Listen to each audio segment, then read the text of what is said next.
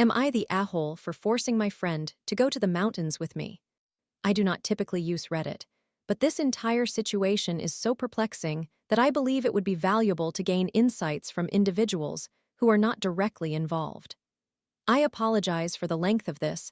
I have been very close friends with a classmate. I will use fictional names to protect privacy, named John for approximately a year and a half. Additionally, I am also close friends with Max, with whom I have spent about 2 years, and who was friends with John long before I met either of them. We typically interacted as a trio. However, over the past 6 months, John and I have become closer, resulting in me rarely seeing Max due to our class schedules.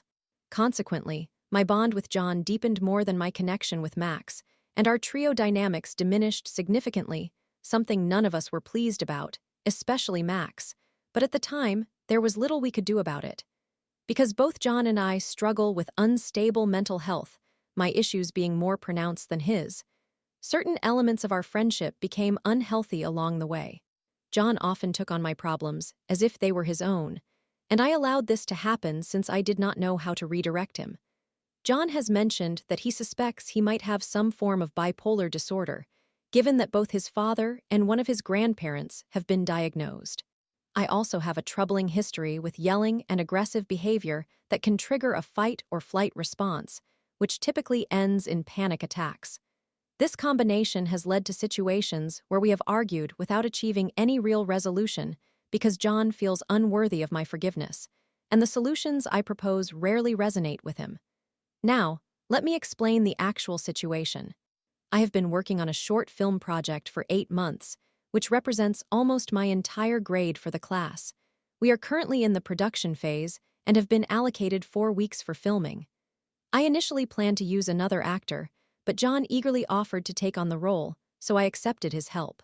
For one of the scenes we needed to shoot, we had to visit a house in the mountains that my father built around 25 years ago, which would give us access to the forest and some abandoned buildings. At first, John was apprehensive about joining the trip because my parents are supporters of Trump and believe that if a teenager identifies as anything other than straight, they are merely confused or easily influenced. John identifies as bisexual. I assured him that my parents would not harm him and that he was not obligated to attend if he did not want to. A few days later, he agreed to go. However, in the days leading up to the weekend trip, John repeatedly expressed his reluctance. He mentioned that he would not be able to see his boyfriend, would fall behind on his schoolwork, and in general, would lose his weekend to himself. Whenever he raised these concerns, I consistently told him that he did not have to go if he was uncomfortable. He typically replied that he would still attend since he had already committed and did not want to be seen as a quitter. At times, I even explicitly stated that I thought he should reconsider going, but he persisted despite his evident discomfort. 2 days before the trip, John and I had a brief phone call. He was discussing something that excited him, and I had some news I wanted to share as well. I listened to him attentively and engaged in the conversation, and once it lulled a bit, I shared my excitement about potential college opportunities. I was genuinely thrilled because this was the first point at which I could envision a positive future for myself, so I ended up talking quite a bit. When I asked John if I had talked too much or annoyed him, he flatly responded that I had and expressed a desire to talk more about his own interests. Although it may not have been justified, I felt hurt. We had both witnessed my mental health deteriorating, and this was the first instance where things seemed to be improving. I had hoped he would share in my happiness. In summary, he apologized but felt so guilty that he chastised himself. His guilt typically serves as a trigger, which startled me and upset me as well. The following day, he ignored me for most of the day until we eventually spoke, and he appeared to have recovered to some extent, even though, as per usual, we had not technically resolved our issues. I believe this is where I made a mistake, as I should have likely canceled the mountain trip since he was already reluctant and we had just experienced a conflict. Nevertheless, he continued insisting he would go, and I was eager to complete that part of the filming. Throughout our time at the mountains, it felt like a small argument broke out nearly every few hours. By the end, John was very upset and in an awful mood. This was completely understandable, given that he had become quite cold during the shoot, had dropped his phone in the snow, which rendered it inoperable, was unable to finish some of his homework, and later learned from someone else that after we dropped him off at his house, he had accidentally been locked out by his parents and had to wait outside until they returned. In essence, it was a disaster. When we returned to school that Monday, I greeted John, and he responded with a very disheartened hi. It was clear he was upset, so I chose to give him space. However, the next evening, I received a text from Max saying that John had shared some things with him and that the three of us needed to talk. This left me feeling a bit perplexed, but I was open to it. A few days stretched into a week. John still wasn't engaging with me. I still had several scenes left to film, and the deadline for my project was drawing near. I inquired with Max about what was happening and was informed that I needed to come up with another plan because John intended to never speak to me again. This news left me bewildered. Not only was John still upset with me, he was also severing all communication, which meant that all the footage we had gathered would go to waste since we hadn't finished filming, and I could not change actors partway through the project. Initially, I thought it was an exaggeration, but it has now been approximately 2 to 3 weeks, and John still has not contacted me. I am now scrambling to find a replacement actor to reshoot everything with a much tighter timeline. I also need to redo an English project that John and I were partners on. Max also has not spoken to me since the day he mentioned that the three of us needed to talk. I have asked when we might discuss things, but I have not received a clear answer, only that it would happen at some point. Other members of our group have noticed the dynamics and have inquired about what is happening, with some actively trying to assist me in understanding the situation. I have heard various things from other individuals, the most significant being that John is tired of me negatively speaking about Max. John has also taken actions, such as having a teacher change his seat on the seating chart to avoid sitting next to me, and has stopped wearing our friendship bracelet, among other things. This progression has left me feeling not just confused, but utterly lost. Max was not involved in the weekend's events in the mountains. He had no role in the conflict between John and me. Furthermore, I cannot recall a single disparaging comment I've made about Max that I have not conveyed directly to him. It is possible I might have said something in passing that I do not remember. I suffer from memory issues as a side effect of a medication I recently discontinued. But I cannot comprehend how anything I could have said would justify this level of backlash. John and Max overheard me discussing the situation with another friend, which, according to others, may have fueled their anger further. Whenever I have recounted my side of the story to someone, I have made a concerted effort to present an unbiased account by acknowledging my own mistakes in the matter as well, at least the ones I am aware of. The most critical comment I have made is, I'm not angry at their behavior, I am disappointed in their immaturity. Perhaps that was not the best thing to say, and maybe they are handling things maturely, I cannot be sure. I just feel utterly lost regarding what is happening now. At this juncture, I cannot determine if my actions warrant such hostility. This seems like an extreme response to what transpired, and I initially thought their behavior was immature. Now, however, I am so disoriented that I do not know what to think and simply want my friends back. Am I in the wrong here? Story 2. I-24F broke it off with my BF, M22, because he answered "I'd" to my question about breaking up. Did I make a good decision, or do I want him back? My boyfriend and I have been in a relationship for 4 months. During this period, although our relationship was generally good, we both faced personal challenges that hindered our ability to fully enjoy it. To provide some context, I encountered my own issues, but I tend to handle them independently and maintain a positive outlook. Whenever I was with him, I appreciated the opportunity to momentarily set aside my worries and simply enjoy our time together. Conversely, throughout the 4 months we spent together, he consistently expressed his hope that once his situation was resolved, I would see his true self and we would experience a wonderful time together. I believed him because he is a wonderful person, and I recognized that his situation was challenging and beyond his control. I was aware it was weighing heavily on him. To elaborate, he was struggling with work and obtaining a residence permit. We are both immigrants in the same country. This issue was supposed to have been resolved over 2 months ago. However, due to his disorganization and various administrative complications, it is still ongoing. Understandably, He is on the brink of losing his sanity. My discontent with him began 2 weeks ago. Prior to that, we spent nearly every day together, and he was affectionate, often telling me, "You are the only reason I am trying this hard to stay in this country.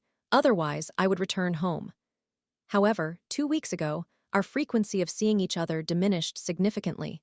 He began working irregular shifts, and I remained patient, refraining from calling or bothering him about it. Nevertheless, his residence issue persisted, and of course, I cared about that and would inquire daily about his progress.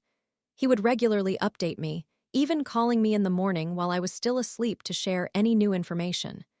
When the weekend arrived, and after not seeing each other for a week, he did not reach out until the afternoon. He then informed me that he had made plans with a friend and would be going to the gym. I had planned for a friend to visit me that night for 5 to 6 days, which he knew, meaning I wouldn't be available to spend more than a couple of hours with him during that time. I felt hurt by this, but I chose not to make a fuss about it. The following day, I was with my friend when he texted me once, but after I replied, he took hours to respond. On Monday, he was expected to finally resolve his issue in the morning, but when he still hadn't called me by the afternoon, I reached out to him. He told me that he had obtained his residence permit, but there was now another issue. I was aware of this issue beforehand, but chose not to mention it to avoid adding to his stress. He needed to return to his home country for a few days to gather additional documents. During those 2 to 3 days at home, he sent me just a few short messages, stating that he was busy helping his grandfather with various tasks. I felt frustrated that he could not spare even 10 minutes to call or text me.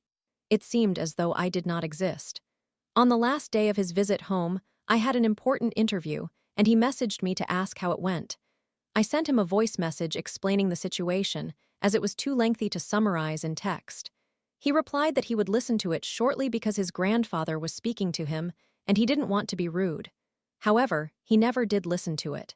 He returned the following day and finally came to see me after almost 2 weeks, only to say, "I can't stay long, I have to go home, eat, and then sleep. I need to be at work at 6 a.m. Throughout our time together, I felt uncomfortable. The vibe felt off, and he seemed mentally absent. Even our intimacy was uninspired, which had never been the case before. He did bring me a gift from home, though I'm unsure whether it was his idea or his mother's, as she typically sends me something when he returns home. Although he claimed they chose the gift together, I wasn't convinced it was truly his initiative. I asked if he had listened to my voice message, and he apologized, saying he had forgotten.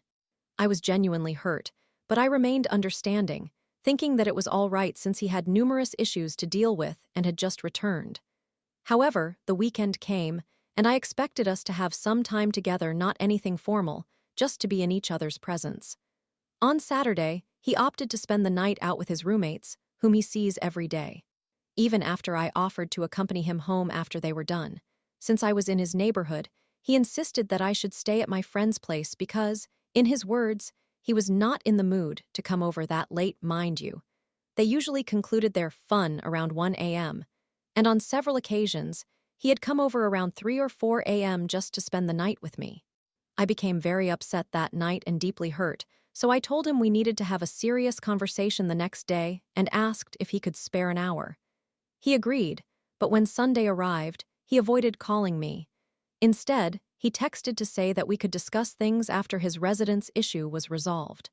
I refused, but noticed he didn't even acknowledge my message.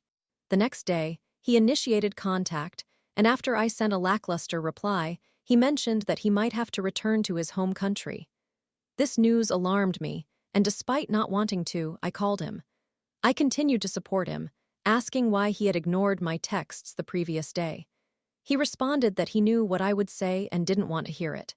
Yet, I still cared about him and felt sympathy for his struggles, so I refrained from voicing the grievances I had concerning him and pointed out that what we experienced over the last 2 weeks was not a healthy relationship.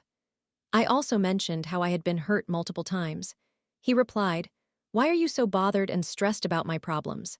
Focus on your own issues, work on your problems, and stop stressing about mine." I felt an overwhelming sense of pain from this statement, as if I had been cut by a knife. I fell silent for a good 10 seconds, then said, "Because I care about you, and you're my boyfriend, I would expect you to be concerned about my problems too." He replied dismissively that I shouldn't worry so much, stating that he was dealing with so much that he was unable to think of anything else. He added that his main priority was this issue, and if it wasn't resolved by the end of the week, he would leave and return home. I asked if we could just talk now because I couldn't wait any longer. I felt I had been patient enough, and I straightforwardly questioned him, "Do you want to break up? I don't understand." His response was simply, "I don't know." Honestly, I had been hoping for a firm no, or at least for him to suggest we talk in a week or request just one more week, but instead, I received an uncertain, "I don't know." Consequently, I stated, "Okay, then I will make the decision for you and say that we are breaking up." He responded with a cold, "Okay," nothing more. It has now been a week, and I have no updates on what is happening. The week has passed, and I am aware that he is still in the area, but I am uncertain if he has resolved his issue or simply decided to postpone his return for a few more days or weeks. He has not reached out since then, nor has he attempted to plead, apologize, or coax me into reconsidering. I see that he is barely active on social media anymore. He has even stopped playing Brawl Stars. The most disheartening aspect is that I genuinely care about him, and I hope he resolves his issues, but I am unsure if I should reach out to inquire about him. What if he truly does not care about me anymore and responds coldly, or even worse, doesn't reply at all? Moreover, I am deeply hurt by his actions and the fact that he is not even making an effort to fight for my attention, showing how indifferent he has become in just 2 weeks. What I find myself questioning and seeking help with is whether you believe he needs space. You think he still cares, but is waiting to resolve his issues before reaching out. Or might he think I would reject him, thereby trying to protect his ego? I am uncertain, so I am curious to hear your opinions, Reddit community. Story 3. Make me look bad on the job. Well, we'll see about that. I spent a year and a half working at a clothing store in a mall. It was not an enjoyable experience, but I found myself reminiscing about that time recently and recalled a particularly astonishing incident of retaliation. A new employee had just joined the team, which was common in that role, and right from the start, it was clear she had an inflated sense of self-importance. She acted like a manager, bragged about her hours, and worst of all, constantly talked about the men she was involved with and how the money she received from them was her top priority. To put it mildly, she was a ruthless individual who made everyone feel inferior, belittling their insignificant lives, as she described them. This is where the situation escalated. In our store, the display racks were made from milled steel bars and hooks, making them difficult to damage and quite costly. However, they could become deformed if overloaded with heavy coats for extended periods. This individual thought it would impress our management to cram all the coats onto one rack, using those milled steel bars rather than utilizing a circular rack that wouldn't become warped. I voiced my concerns, having been there longer than she had, but she retorted, "I earn more than you do, so follow my orders." She was hired as a key holder right off the bat, earning $1 more per hour than I did. I reluctantly complied and placed the bulky winter coats on the milled steel rack, continuing with my duties. Well, 2 weeks later, the steel had warped, and when management noticed this, they reacted strongly, as this discount store could not afford any losses. She, however, blamed me for the damage, resulting in a write-up for me. I refused to sign the report, leading to a reduction in hours and consequently a decrease in my pay. Thanks to her deceit, I was now earning 50 less than before and had a formal complaint lodged against me. To say I was enraged would be an understatement. I plotted my revenge. The drywall on the central pillars had suffered water damage from an early thaw that year, rendering it extremely delicate. These pillars accounted for a significant portion of shelf space in the store, meaning that roughly 20% of the display area could not be utilized. The twist was that this individual was unaware of the damage, as she had started a week after it occurred, and at first glance, the pillars looked fine due to banners covering their discoloration.